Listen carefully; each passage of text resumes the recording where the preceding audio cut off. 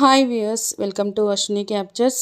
ఈ శ్రావణ మాసానికి నేను ఇలా లక్ష్మీ కాసులతో ఫ్లవర్ బౌల్ను తయారు చేసుకున్నానండి. ఇది చూడడానికి సేమ్ గోల్డ్ ఫ్లవర్ బౌల్లా కనబడుతుంది.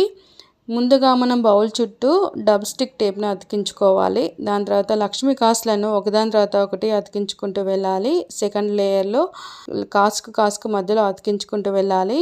నాకు మొత్తము 3 లేయర్స్ పట్టాయండి ఈ బౌల్కి.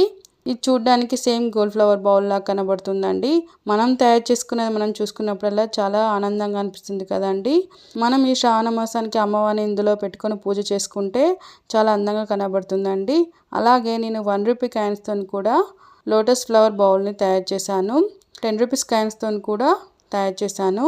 ఈ 1 రూపీ కాయిన్ బౌల్కి బాటంలో కూడా అతికించుకోవాలండి కాయిన్స్ని.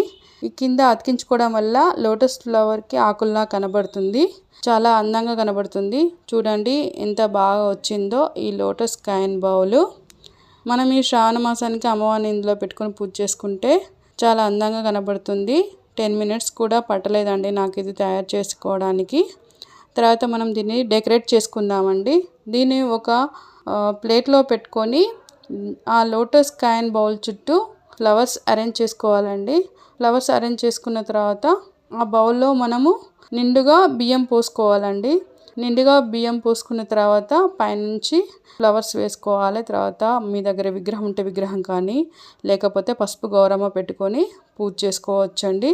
నా ఐడియా మీకు నచ్చితే కామెంట్ చేయండి. Please subscribe to my channel. Like